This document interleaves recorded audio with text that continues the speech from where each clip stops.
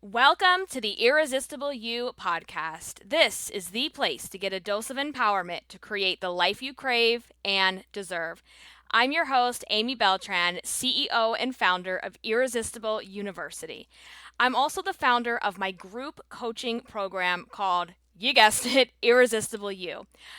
I am here to teach you how to drop the body image issues, gain confidence, and lose the emotional weight to look and feel irresistible at any size. All right, we are going to start this week's episode with a question. I want to know, whenever you see a woman who is, let's say, not what society deems thin, not what society deems like the perfect body, but let's say you see a woman who is just radiating confidence and rocking her outfit and just like owning the room. Even though she's not thin, even though she's not at goal weight, even though she's not what, society would like to call thin or the perfect body or whatever. When you see a woman like that, what do you think? Like, what is it that you think to yourself? When you see a woman who is like straight up living her life, living it to the fullest, unapologetically, what comes across your mind? I think for a lot of you, the first thought is, wow, must be nice. She's so lucky.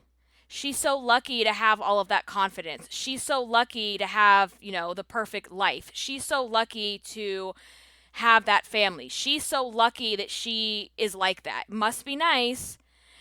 And I'm going to say something right now about that phrase. We're going to break this down. We're going to break down must be nice, and we're going to break down she's so lucky. I don't know about you, but I have never in my 38 years on the planet heard someone use the phrase must be nice without saying it in that tone, without saying it in a sarcastic, negative, jealous, like vicious way. It's always said like must be nice, and I don't think there's anything good that ever comes out of that phrase.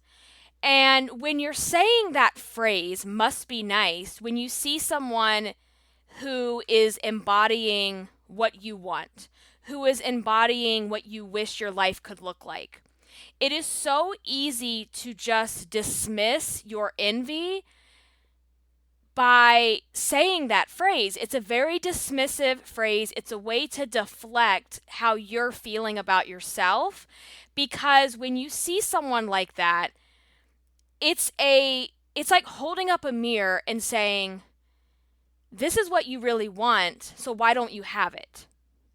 So it's so easy, instead of going through and figuring out your own bullshit, it's a lot easier to just deflect and dismiss and say, well, must be nice, and then to shit talk the woman or make up excuses or try to like belittle her so much as to why she is where she is or why she's able to have that much confidence. Like, how is she able to dress like that or look like that if she's not skinny, and like how is she rocking that and I don't even feel confident showing up and in the way that I look now, right? So that phrase must be nice, and we're going to get into this later on in the episode about how we say things, but let's put that over to the side for a second. Okay? And then the second piece to this is she's so lucky. How many of you say that? When you see someone who is rocking out, who is owning the room, who is unapologetic, you're just like, wow, she's so lucky. I wish I was like that. She's so lucky because she's like that. Okay? Let's unpack that for a second, and then we're going to put all this together. Okay? So, I have a really big problem with people that dismiss to the phrase, she's so lucky. Because luck, if you look this up in the Webster Dictionary, I'm going to give you all the real definition. Luck is defined as to prosper or succeed, especially through chance or good fortune. To prosper or succeed, especially through chance or good fortune. Yes, I said it twice because I want you to hear it. Luck is also defined as a force that brings good fortune. Luck is defined as the events or circumstances that operate for or against an individual. Now, do I believe there are times where we get lucky? Sure. But luck isn't a plan. Luck isn't being intentional, and luck isn't you taking ownership of your life. This is why, okay, let's just use this as an example. If luck was a good plan, every financial advisor would just tell you to go play the lottery every weekend. But betting on the lottery every weekend is not a financial plan. If you want to have money in the bank, if you want to have a retirement, you cannot just go play the lottery and hope and pray that you get lucky and that you win. Luck is not a plan. So when you look at someone who has the life that you want, who embodies the personality or the attributes, or just embodies what you wish you could be doing for yourself,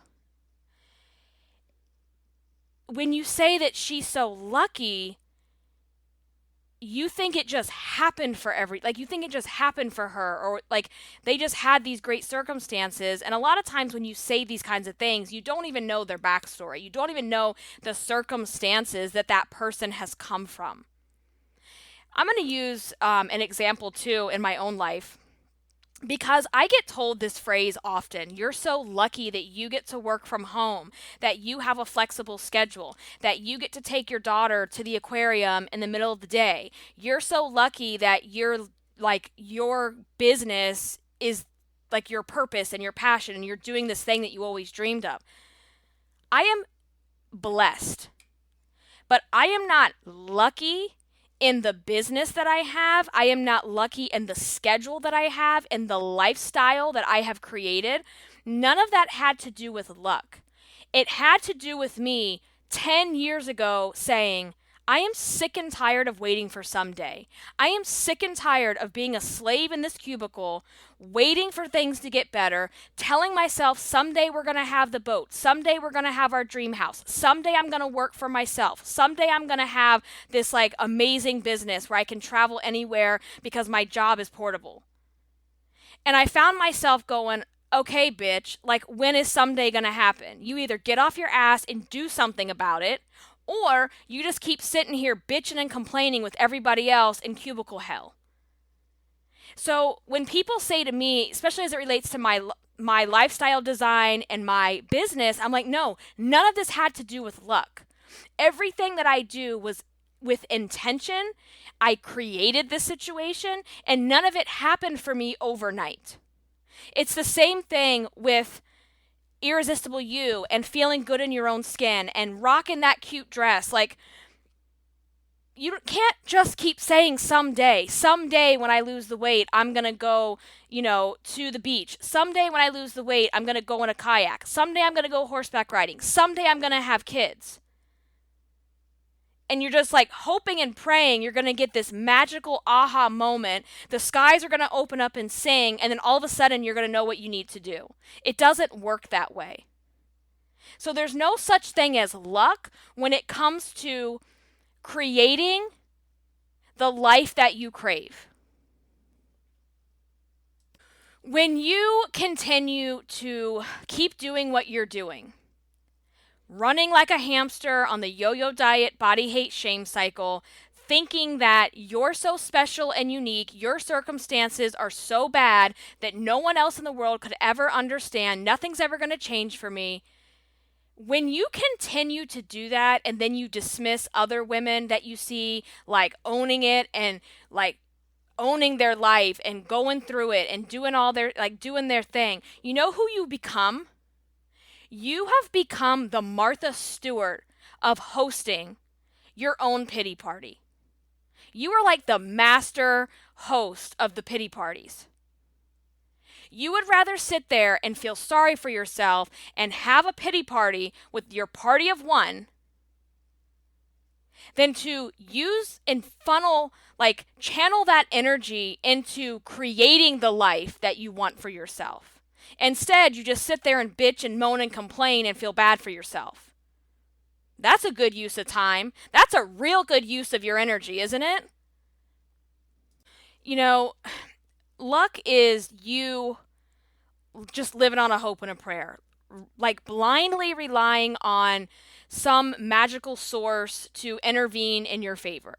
Now, do I believe that, like, do I believe in things that are miraculous and there's a higher power and there's this a universe and or God, whatever it is that you believe, which I fully believe in all of that. I went on my spiritual journey, and that was like the biggest, like one of the biggest things for my life that changed when I really like put that out there and like really truly believe in the power of the universe. But there's a catch to that. It's not about luck, it's about intention. You don't get what you want just because you want it so bad and you're wishing for it. You don't become a confident, irresistible woman because you want to be that, because you dream about being that. The universe doesn't align you with people and things because you're just wishing for something. Everything aligns and happens when you are intentional about what you're doing, when you're intentional over your actions. So there's a big difference between luck and intention. When I decided I am no longer going to sit here and waste my life away in cubicle hell with a job that told me at the time, there is no other opportunities here. Like, you've gone as far as you can go. I don't do glass ceilings. I don't know about you, but I don't do glass ceilings. And I'll be damned if I'm going to stay somewhere that basically just told me there's a glass ceiling for you. Because Amy B, she don't do glass ceilings, okay? So if I were to just sit there and hope and pray that, oh man, maybe something will open up here, that's never going to happen. I got intentional about what I was going to focus on, what was important to me, and the actions that I was going to take.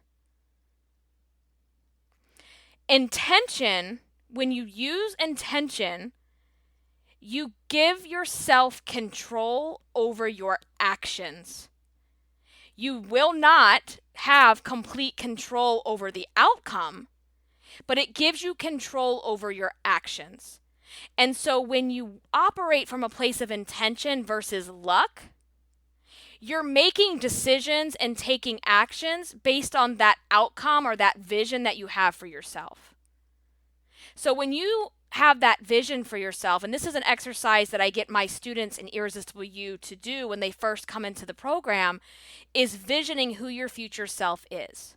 When you're able to have a crystal clear vision of who she is, you're then able to make decisions and take action towards that outcome.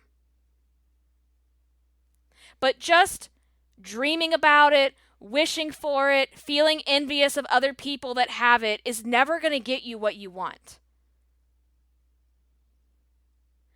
Intention is so powerful because it brings that energy to the actions that you're doing and to the words that you're thinking and saying. So when you make that statement, must be nice, she's so lucky, you don't even know that person's circumstances. You have no idea if, let's say you see a woman, you're like, man, I wish my body looked like that.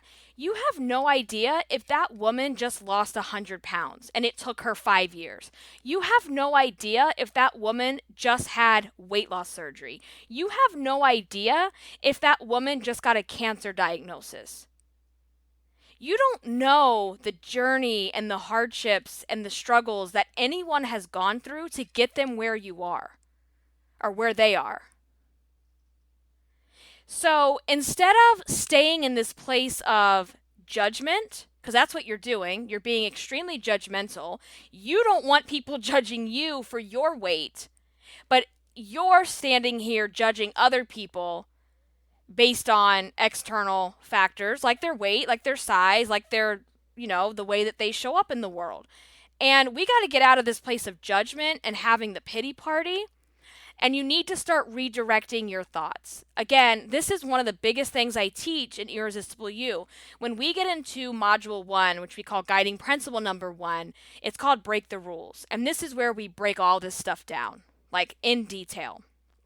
So what we're going to do the rest of the episode is I am going to give you 5 different ways that you can start redirecting the must be nice, she's so lucky mindset.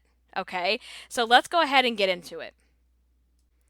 All right, so number 1 is you've got to stop doing what you've always done, expecting different results. I'm going to say this right now. Newsflash, keto is paleo, is low fat, is Atkins, South Beach, whatever bullshit diet. It is the same thing repackaged up with a different name with different restrictions. Yeah. The meal plan might look different in keto than it does on paleo or whatever bullshit diet you're doing, but I promise you it's the same thing repackaged with different restrictions. Meaning, it's a bullshit diet that was not intended for you to live your life by. It is not a lifestyle. It is a super restrictive way of eating that is not serving you because it's never going to work. Let me just say this. All of these diets, if you're looking to change your life in the form of a diet, it's never going to work for you. Because even if you lose your weight, because anybody, for the most part, could follow a meal plan and do what it says. It's not rocket science to lose weight. But what diets don't account for is the emotional bullshit in between. It doesn't account for the emotional weight. It doesn't account for all the shit talking that you do to yourself. It doesn't account for you telling yourself what a fat failure you are. It doesn't account for how much you beat yourself up because you had a cookie or a banana. And if you keep looking and searching and being on the quest and the hunt for some new diet and you get all like glossy-eyed and like, oh my God, I got to do this thing. And you're expecting different results. Well, that's why you keep staying where you are. Because the diet isn't going to make you into this woman that feels irresistible, that has confidence, that knows she's the shit, that knows that she is unstoppable and doesn't need to apologize to anyone about it. A diet isn't going to give you that strength and that power, ever. So you keep repeating the same cycle. You do the stupid-ass keto diet, thinking, yep, this is it. This is going to be me. I got it this time, girl. Like, this is it. And then next thing you know, you go on vacation or you have a bad day, and what are you doing? You're doing the same shit you always do. You're shoving your face in the hot pink cupcakes in the bathtub. Been there, done that. Because the diets are not addressing the emotional weight. They're not addressing the thing that happens when you're on that yo-yo diet body hate shame cycle. That's why I call it a cycle.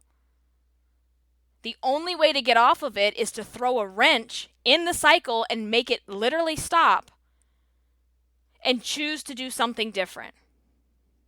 And that's going to bring me to number 2. So number 2 is you have to develop radical self-awareness of your thoughts. Radical self-awareness of your thoughts. And if you keep repeating the yo-yo diet body hate shame cycle, I can pretty much promise you that you are not radically self-aware. When you're radically self-aware, this is another thing that we teach in the program, you're going to be able to hear and recognize and listen to all of your inner fat bitch chatter. Because right now you're running on autopilot. You're running on zombie walker mode. You're just a zombie walking around like not feeling empowered to make your own decisions, not feeling empowered to question everything, not feeling empowered to go, maybe this isn't working for me. Maybe it's not about the diet. Maybe it's not just about the weight. But you've been conditioned, and so much of this stuff is not all your fault because this is what we get conditioned by society. You have heard these messages, you have seen these things for your entire lifetime. So I understand it. I understand why it feels like this is the only option. So you have to develop this radical self-awareness of the thoughts that are going on inside your head. And you have to become self-aware of the inner fat bitch chatter without a side of judgment. You're just going to start looking at it like an observer, like on the outside looking and going, okay, I just called myself a big fat nasty bitch. That's not helpful. Wow, that was a really harsh thing that I said to myself. Maybe I shouldn't say that. Write it down, move on. You're going to get that self-awareness that you don't have right now to where you can actually start recognizing how badly you treat yourself. Because right now, you don't even realize you talk to yourself like this. And the way you say things, especially to yourself, your words matter. Your words matter. So number 3 is you have to rewrite the rules. Because all this inner fat bitch chatter that you have, what that has done is it has subconsciously created rules for your life. It's not like you sat there in 1999 and you were like, okay, the rule for my life is I'm too fat to wear stripes. My hips are too wide to wear stripes. And then in 2001, you were like, okay, I can't wear any bright colors because it's going to make me look big. Or I don't ride roller coaster rides, whatever. We all have these rules that we create subconsciously that we live our life by. And when you're asleep at the wheel, being, zombie walking it through life, having all this inner fat bitch chatter that you're not questioning, you don't even know what the rules are. You have no idea because you've just lived this way for so long that you don't know what the rules are you created for your life. And that's one of the other things we do in the program is we break down what are your rules. Because until you get quiet with yourself and you start to question yourself, you don't realize what they are. And they can be something as, innocent as my hips are too wide for stripes to I don't deserve to be happy until I reach my goal weight. And because I don't feel worthy of being happy, that's why I keep self-sabotaging my weight loss efforts. Because underneath of it, I know I'm telling myself, well, I can be happy when I finally get to goal. But subconsciously, I believe I don't deserve to be happy. See what I'm saying? This stuff gets really powerful. And this is the way we think, the way we feel about ourselves is what drives our actions. And if you look around your life and you don't like what you see, you don't like where your life is going, it's a culmination of all the actions that you're taking. So we have to rewrite the rules. You've got to start questioning yourself. Why don't I deserve to be happy? Why not? Why not me? You're always like, woe is me? Oh, woe is me. Must be nice. She's so lucky. I'll never be like that. Instead of talking to yourself like that, what if you just switched it and you're like, why not me? Why not me? Why can't this happen for me? So we got to rewrite the rules, all right? Number 4, y'all, I am on a roll. Like I tell you, sometimes I just get super fired up. I love what I talk about. I love doing the podcast with you guys. This is my happy place. And if you're new to the podcast, hello, welcome. This is how it goes. Okay, girl. Number 4 is you have to stop banking your future. Stop investing into someday. You got to stop banking your future on someday, and you have to create your today. You don't have someday. You don't have yesterday. You have today. So as long as you keep, and that's the problem, is you tend to stay stuck in oh, this happened to me and I'll never be anything because this happened or so and so said this. You stay stuck there and then you stay stuck going, well, someday I'll get there. Someday I'll magically just get lucky and I'll have a miracle and the angels will sing and I'll figure out how to lose the weight and I'll feel good about myself. It'll just happen like miraculously one day. I'll get lucky. No. Again, luck isn't a plan. Luck is not a plan.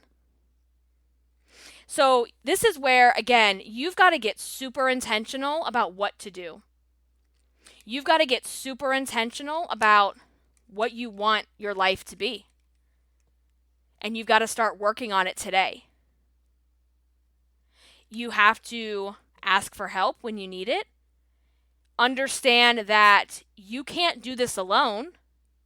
Because here's the thing, boo.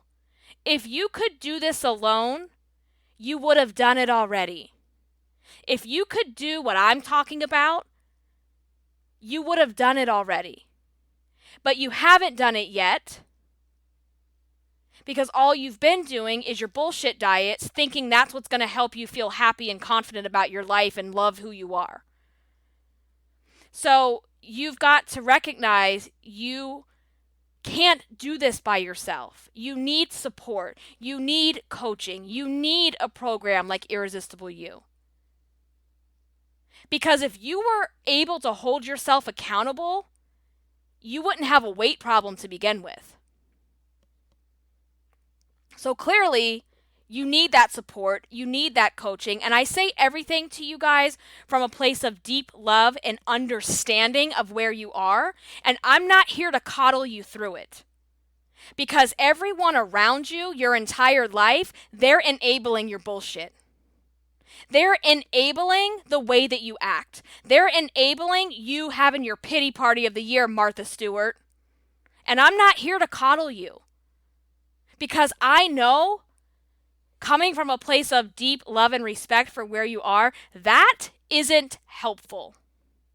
Coddling you keeps you where you are. So my job is to hold a mirror to you and say, listen, I believe in you. I know that you can do this. I know that you're capable of becoming irresistible you. Even if you don't see it for yourself yet, I can see it for you. And my job is to hold you to the fire and stop going down your same road of bullshit excuses. Because someday, I can go on about this, someday doesn't exist. And when you keep banking your future on someday, well, when the hell is that going to happen? Please tell me when. Because last time I checked, the older I seem to get, the faster time is going by. I don't know why that's a thing, but it's a thing. It's not actually going faster, but it feels that way. And the older we get, the more obligations, responsibilities, the more stuff that gets piled up on our plates. You got to create your someday. You got to create it today. And if you are ready for that, if you know that you, like, this is it, like, you're ready, that's what I'm here for. I'm here to help you. I'm here to support you. I'm here to coach you. I'm here to give you that encouragement, but I won't stand here and coddle you through it either. I'm very compassionate. I have lots of empathy because I've been in your shoes. And I know for me, when I was in the thick of it, feeling horrible about myself, being at my highest weight, I had every excuse in the book. I could bullshit talk my way out of anything. I was my own worst enemy because I was in denial about how bad it was. And I would try to pretend that I could just do it on my own. I'm strong enough to do it on my own. No, you're not. Doesn't mean you're not a strong person, but all of us need that support at some point. You know, this is why therapists have therapists and coaches have coaches. And if you could do it alone, I'm telling you, you would have done it already. All right, moving on. Number 5. So number 5, I just want to give you a couple statements that I want you to start thinking the moment your little sarcastic, must be nice, she's so lucky, comes across your brain or your lips, okay? The moment you want to think that, or you do think that, here's some statements I want you to think about, okay? I want you to say to yourself, I have so much to be grateful for. I may not be where I want to be, but I have so much to be thankful for, to be grateful for today. And then you're going to make a list of all the things that you have to be grateful for, and you're going to look at that. Because we can get so hung up on where we want to go that we forget how blessed we are today. And even when you're in a dark time, even when you are, going through it, because we're all going to go through it multiple times in our life. There's always something there that we can hold on to, right? And the moment you want to be judgmental and nasty about someone else when you don't know their circumstances and what got them to where they are, I need you to turn that around and say, wow, I have a lot to be grateful for. Because you're redirecting your thoughts. You're redirecting the way that you think, okay? Another statement that you could say, like you see, like, wow, how is this woman, like, she's so confident. I wish I could, like, own, like, let's think, like, I know people see Lizzo, like, I love me some Lizzo. And what if you see Lizzo on stage and you're like, man, I wish I could be wearing stuff like that and, like, had that much confidence. I wish I could do that. I want you to question yourself, ask yourself, okay, what am I willing to work hard for? Because it's not like Lizzo woke up one day and was like, I feel so good about myself. I don't care what weight I'm at. I'm going to rock the stage with my, like, thong leotard and play the flute and twerk. It's not like she woke up one day and just thought that, right? So you need to ask yourself, like, what am I willing to work hard for? Am I willing to work hard for the future version of myself? What am I willing to do to become me 2.0, irresistible you? We call 2.0 irresistible you. What am I willing to do to become irresistible you? The next statement, what am I willing to sacrifice for the life that I want? I'll give you a good example of this. Today, okay? It's when I'm recording this, it's Sunday, okay? And Saturday and Sunday currently in my schedule, my husband's schedule changes quite often. Not super often, but often enough to where as soon as we get in the groove, things kind of change. Anyway, right now in our schedule, the only time that we have completely as a family is Saturday and Sunday, okay? And today, I knew I had stuff to get done for the business that I couldn't do sitting at home.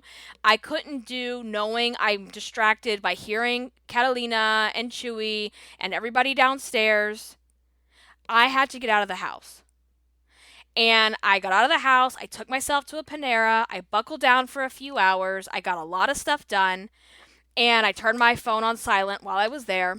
And when I was leaving, my husband had sent a bunch of pictures on our family group chat, and it was like my daughter at the beach. They were on a nature trail. They were at this favorite little beach that we go to, and my heart kind of was like, oh man, like I had that must be nice feeling. I was like, oh, must be nice to spend your Sundays like that. And I was like, This is one afternoon that I needed to do what I needed to do to sacrifice spending time with my family because I get to run the business of my dreams. I get to take my daughter to the zoo or the aquarium in the middle of the week when everybody else is at work, and it's great. I get to go kayaking with my husband in the middle of the week when nobody else is on the water, and it's beautiful.